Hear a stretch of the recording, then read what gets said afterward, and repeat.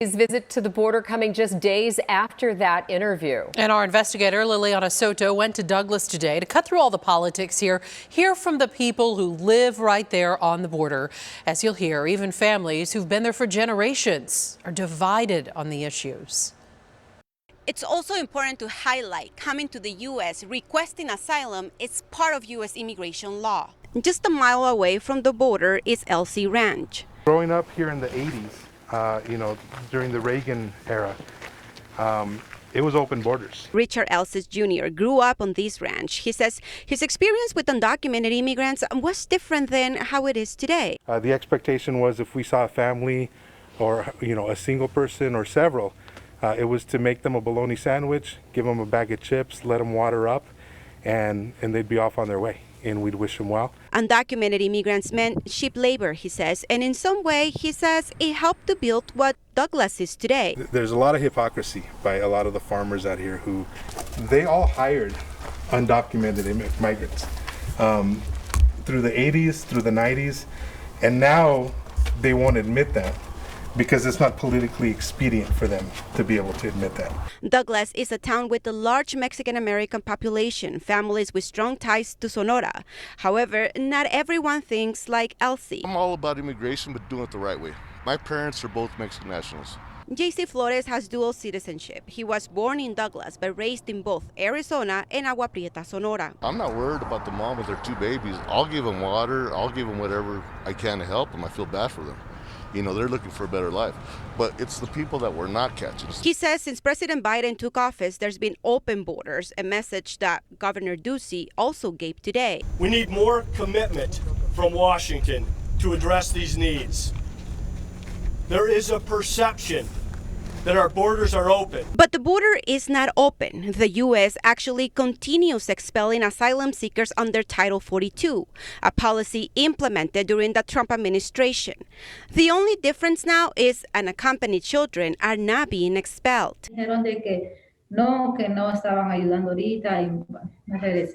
Janet is pregnant. She's fleeing domestic violence, but was apprehended along with her two children by Border Patrol in the Tucson sector this week. She says she traveled for 10 days from Honduras because she heard we have open borders. Now she's advising others to not come. No se movieran de su país donde están porque aquí las cosas están bien complicadas. Bueno, ayuda casi no hay. Janet has family in Oklahoma. She won't send her kids alone, she says. Instead, she says she will try again. And just like those that have come before her, under President Obama, Trump, and now Biden, more will continue to come. Elsie says that's because the root of the problem is poverty and violence in other countries. If you really want to get the job done, then you address what's really going to get the job done. What do you think is going to get the job done? It's going to be well, first of all, we have to fix the immigration system. We have to have an immigration system that brings organization to the chaos that is our immigration system today. And I'm not saying it didn't happen under Trump or all the other presiding presidents, but you definitely seen the difference starting to take effect. And for them to say that it's not a crisis, obviously there's something going on. What's also a risk here is the economy in border towns like Douglas. It's been a year since border closures started due to the pandemic. Extremely worried. Donald Hewish is the mayor of Douglas. 2/3 of our sales tax comes from south of the border. The economic issues this town faces were not addressed by Governor Ducey. Growing up here, did you ever see a governor coming to your town? Only maybe weeks before the election. That's not something you see very, very often, not here in Douglas. What was your first thought or reaction when you heard the governor is going to have a press conference here in your town? Well, I mean, it's just, everyone's trying to score political points. It's the hot topic right now, right, is the unaccompanied children coming over. They're only here when the media is going to be here. Talking about politicians, Florida Senator Rick Scott was also here today, giving a message in both Spanish and English. You've been here for how many hours or days?